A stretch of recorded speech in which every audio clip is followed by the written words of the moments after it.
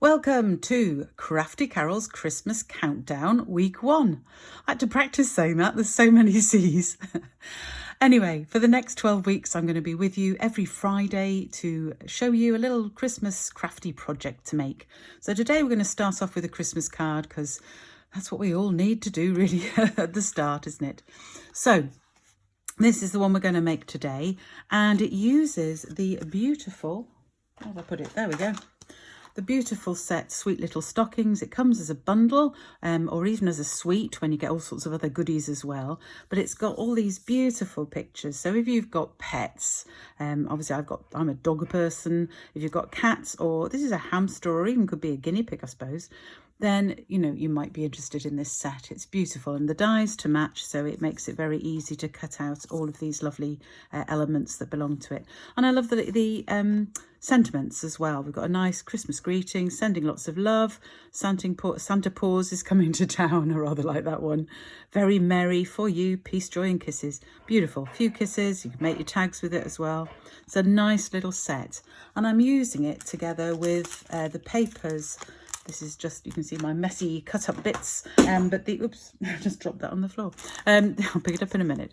These are papers from the Gingerbread and Peppermint DSP, they're called, from the Gingerbread Suite in the new July to December, well, not so new now, the July to December catalogue. So these are what we're using, and this is what we're going to make. So I'm going to show you how to make it. I've done quite a lot of the prep. I'll show you how to make the front. Don't forget to do your inside. I've used the Christmas greeting sentiment and the 2 parcels just to stamp the inside. I could colour those as well, and I've stamped those on the envelope too. So don't forget your envelopes and your insides, but let's get on with the card.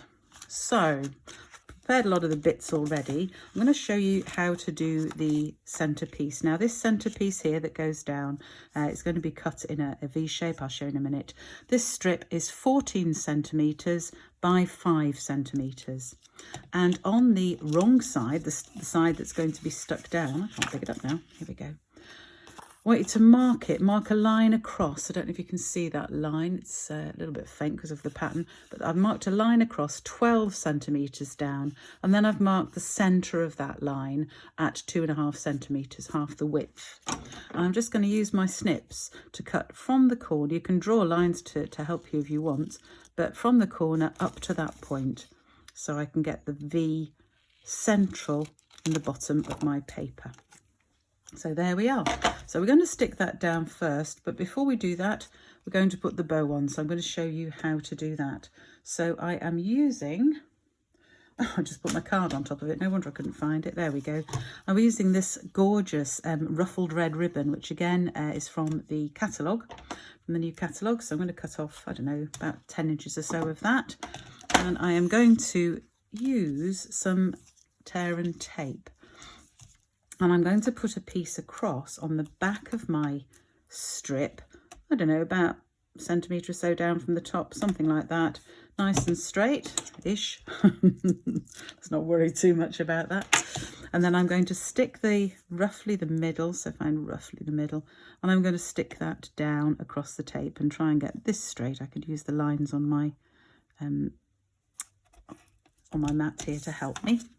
So when I've done that side, I'm going to turn it over, and I'm going to put another strip across, and I know where to put it now because I can see where the tape runs, so I can put it between those 2 bits. You don't need a full bit, just enough to hold it down.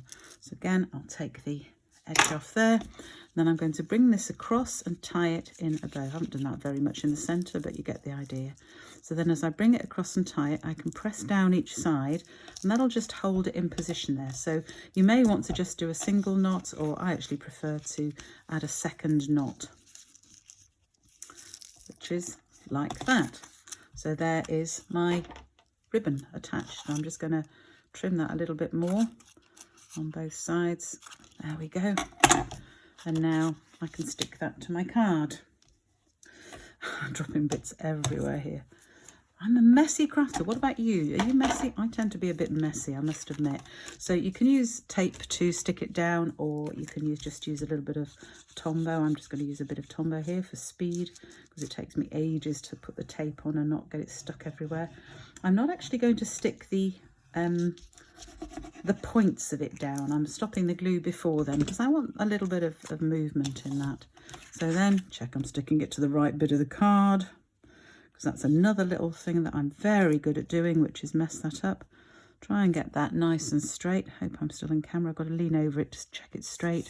Then I'll press that down. I've just got, as you can see, just got the little tabs here just floating in the wind, which I quite like.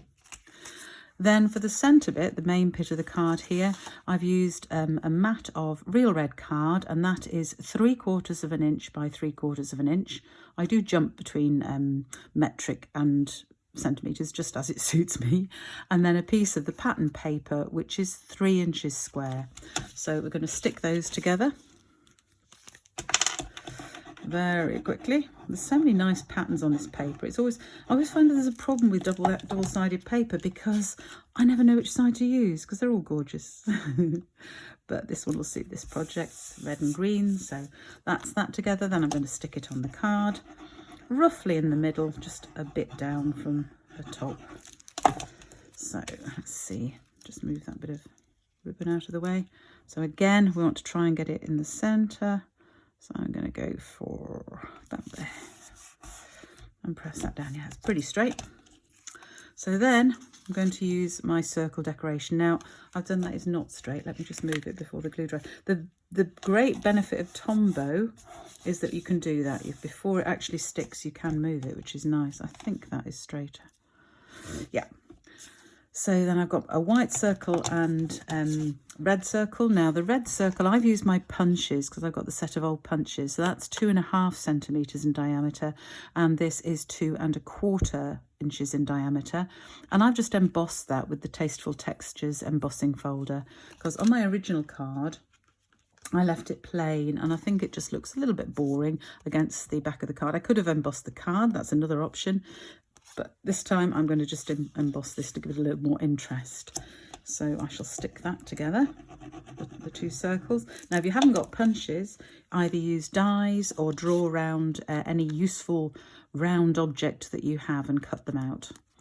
Obviously, there are different ways to do it.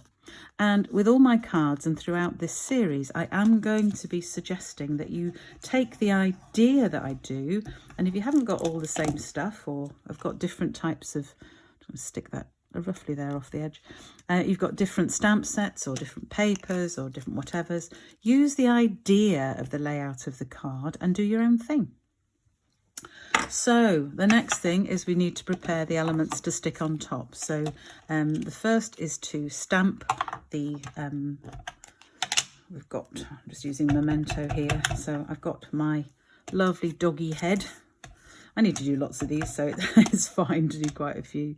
So my lovely doggy head, I shall stamp. I've put both the presents on one block here, so we can stamp those onto here. There's my 2 presents. So one of the beauties of Stampin' Up is they stamp so well. Brilliant. So then I'm going to colour these, and the colours I've used Crumb Cake for the dog, and I'm using the stamping blends because you've got the light and the dark in each of the stamping blends. So for the dog, I've got him coming over a white circle, so I'm not leaving any white on him, but you could, if you wanted, leave a white nose so he's got a blaze like that. But I'm not. I'm going to cover the whole thing because he's looking over a white circle, so I don't really want to leave much white on him, but that's obviously up to you, whatever you want to do. So I'm not going to do this terribly well, probably, because I'm just rushing, to give you an idea of how to use blends. So that's my light blend, and then I can add a little bit of depth to it by just adding a little bit of shadow down either side of his nose, perhaps down beside his ear, little few of the marks on his ear, and obviously his paws, where his head's coming over his paws, there's a bit of shadow as well. So I can use my blends in that way, and as they dry, you'll find they look just beautiful. Same thing with these, we can colour these in whatever colours you want. But it's boring watching me colour, so I have already prepared them. So there's my little doggy with his different, his little bits of colour on him, and I've done 2 presents as well, which I'm going to stick on here. Now the sentiment, I've actually bring back my card again. I actually embossed this in white. So remember, when you're embossing, always cover your card with the embossing buddy. This white dust thing that takes the static off the card and means you only get the embossing powder where you actually want it, and then you heat set that with a heat gun, a proper heat gun, not a hairdryer, by the way. So I've done one of those. On this one, I did an oval. I rounded each of the corners, but for today I thought actually it would look nicer if it was like a bit more like a speech bubble. So that's what I've done with this one. So now it's just a matter of putting the rest of the card together. So I am going to put all of these elements up. Whoop, nearly dropped that on the floor. Put these elements up with dimensionals, which I've got at the back here. So I'm just going to stick some of those on the back of these things. And then we can put the rest of the card together. Now, with the parcels, I need to decide which is in front of which. And I think I'm going to have that one at the front. And I'm going to, I have put these slightly to the side on here, so I've got room to tuck the other one behind. So with that one, that bit will be tucked behind, so I'll just put it on that side. So then I can take the tops off, stick them on here. So I'm going to have my first one about there. Rough and ready colouring on this, don't look too closely. I just wanted to get them done so I could take this video. I have to tell you, I had a lot of problems with this video. I tried to take it once. This is the second go. I had a problem with the setting on the video, which was not good. Anyway, long story. I'm not going to bore you with it. So we're going to put all of these bits on. And there we have our next card. And all I need to add now are some rhinestones. So didn't get those out. Put those away from before, so I need to get them out again. So these are just the basic rhinestones from Stampin' Up, and you can put on as few or as many as you want. So I'll probably put a few big ones dotted around. I think we'll have one. Let's have one up there this time, and probably one down in the opposite corner down here sometime, and perhaps a middle-sized one there. Who knows? You can pop these where you want, and then perhaps a couple of little ones. Struggling to pick this up. Might use my special picky up tool, but I couldn't be bothered getting out, to be honest. I'm just using my pokey tool. There we go. So a few of those on, and there is our card. All I've got to do is finish the centre and stamp the envelope. So I hope you enjoyed that little project, and I hope you'll join me in future weeks. If you want all the measurements and you didn't catch them as we went through the video, they will be on my website, craftycarolscards.co.uk, in the Craft Along blog. See you next week.